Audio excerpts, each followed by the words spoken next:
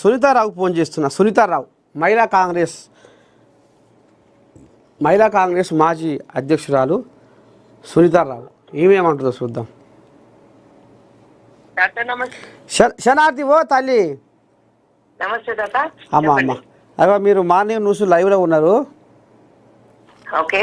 1,00,00,000 మంది మహిళలకు చీరల పంపిణీ సురు అని పెట్టిండు రేవంతమయ్య. నిన్న సురువు చేసిండు, అంత బాగానే ఉంది. కానీ ఇప్పుడు లోకం మీద ఏం నడుస్తుందంటే అబ్బా రేవంతమయ్య ఓ మాట అంటాడ కదా, ఈ చీరలు మంత్రుల భార్యలకంటే మంత్రులే కట్టుకుందామని చూస్తున్నారు, అంత మంచిగా ఉన్నాయి చీరలు అని పెద్ద మనిషి ఆంబాయం వెళ్ళబోసుకున్నాడ నిన్న.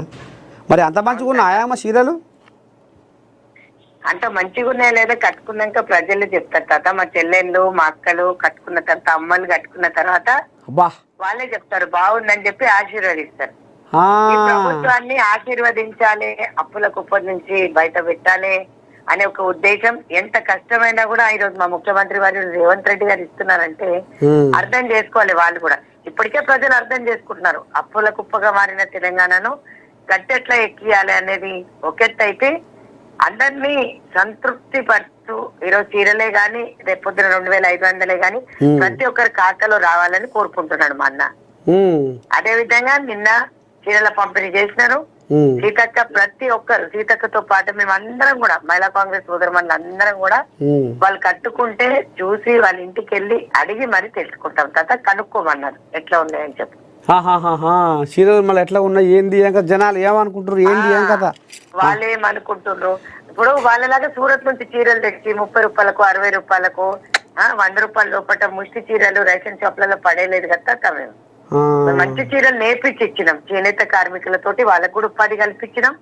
అదే విధంగా మేము ఈరోజు వీళ్ళకి కూడా మంచి చీరలు మేము గవర్నమెంట్ తరఫున ఏ విధంగా ఇవ్వాలనేది ఒక అన్న చెల్లెళ్ళకి గాని అమ్మకి గాని సంతృప్తి పరచాలని కొంచెం లేట్ అయింది తాత. కానీ మంచి చీరలు ఇస్తున్నారు, వారు నేసిన చీరలు ఇప్పిస్తున్నాం.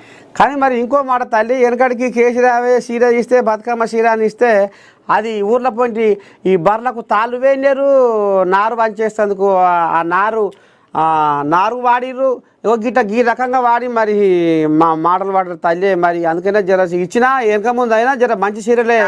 నేను 30 రూపాయల చీర సూరత్ చీరలు ఇయ్యలే తాత.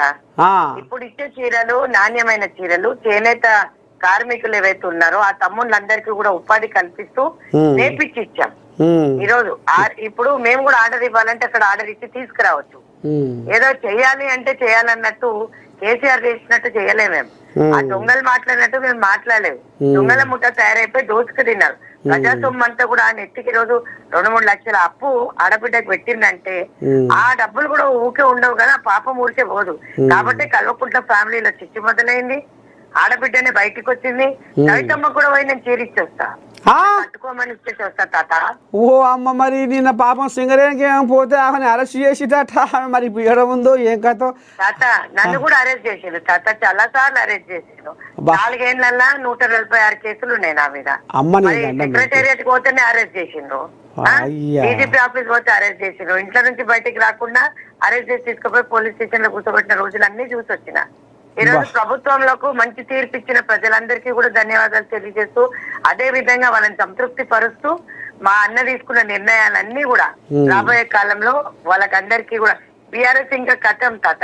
జూబ్లీస్ లో ఎక్కడైతే మేము గెలిచామో ప్రతి దగ్గర అదే పెద్ద పీట వేస్తాం, అన్ని హామీలు అమలు చేస్తాం. అమ్మా ఎంత ముద్దుగా మాట్లాడుతున్నావు తల్లి. ఇప్పుడు కేటీ రాములకు నిద్ర పడతలేదట. ఇప్పుడు తవ్వ పట్టిండు, మన తప్పు ఏడ జరిగే ఎందుకు ఓడిపోతుంది, జూబ్లీహిల్స్లో జరిగిన తప్పు మన జరగొద్దని ఇప్పుడు జిహెచ్ఎంసీ ఎన్నికల మీద ఇప్పుడు నజరు పెట్టిండట. ఎట్టు పడి మనం మన దమ్మేందో చూపియాలి.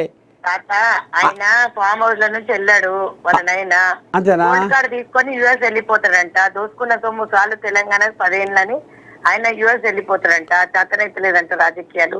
మరి అప్పుడు చేతనైన రాజకీయాలు ఇప్పుడు ఎందుకు అయితే లేవు తాత? ఆ రోజు పబ్లిక్ లకు రాని డ్రామారావు ఈ రోజు ఎట్లా మాట్లాడతాడు తాత? ఒక పక్కన బిడ్డ, ఒక పక్కన కొడుకు, ఒక పక్కన అల్లుడు. ఎంతసేపు మా మీద బుద్ధ చల్లుతున్నారు కానీ ప్రజా సమస్యలు మాట్లాడుతున్నారా తాత? ఎక్కడైనా చెప్పండి, మాట్లాడుతున్నారా? ప్రజా సమస్యలు మాట్లాడట్లేదు కదా.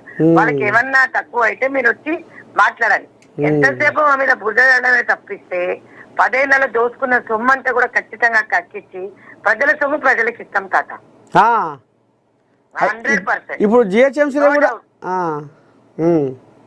చెప్పండి తాత. జిహెచ్ఎంసీ ఎన్నికలు కూడా మంచిగా అయితే ఖచ్చితంగా కాంగ్రెస్ డంక మోగిస్తారు.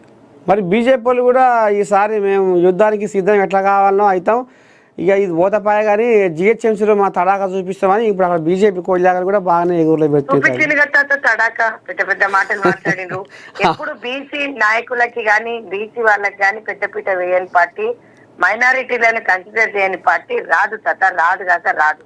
రెండోది ఒకప్పుడు చాలా ఈజీగా వచ్చింది, ఇప్పుడు కులం పెట్టుకుని ఎవడు పుట్టాడు తాత, హిందూ వాడు ముస్లిం అని చెప్పి కులాల మతాల పంచాయతీ పెట్టినంత కాలం వాళ్ళకి ఏ సీట్లు రావు తెలంగాణలో కాదు ఎక్కడ రావు. ఎందుకంటే కుల మతాల పంచాయతీ బంద్ చేయాలి. ఇబ్బంది గుర్తు కూడా రాలేదు జూబ్లీస్ లో అంటే అర్థం చేసుకోండి తాత.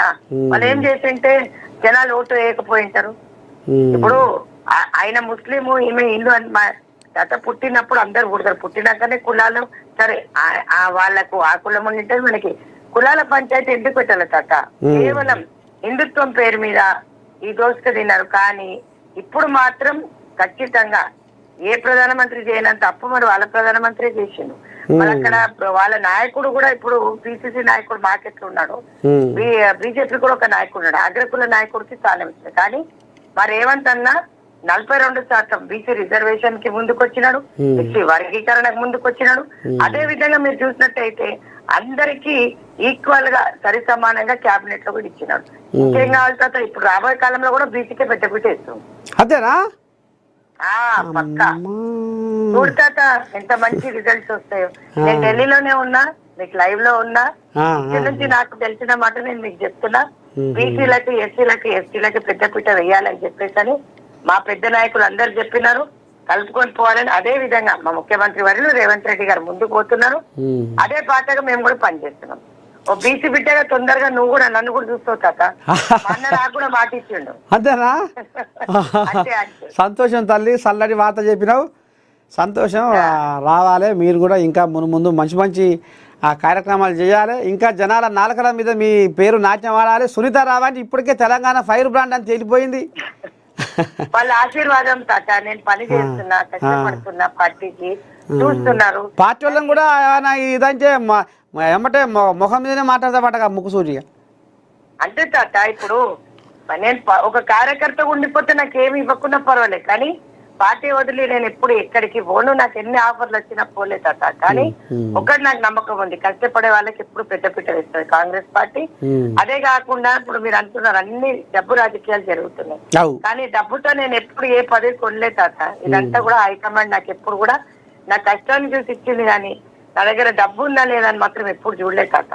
అందుకు నేను ఏ రోజు కూడా సోనియా గాంధీ గారికి కృతజ్ఞురాలే. సరే, మొత్తానికి మహిళా కాంగ్రెస్ రాష్ట్ర నాయకురాలు సునీత రావు ఇలా మనకు పొద్దుగానే మన ఏఎన్ఎన్ స్టూడియో లైవ్లోకి వచ్చింది. తల్లి, మీ సమయాన్ని ఇచ్చినందుకు మా ఏఎన్ఎన్ ప్రేక్షకులకు రామశాఖని ముచ్చట పెట్టినందుకు ధన్యవాదాలు. శనార్థి శనార్థి శనార్థి శనార్థి. ఏవో ఇది కథ.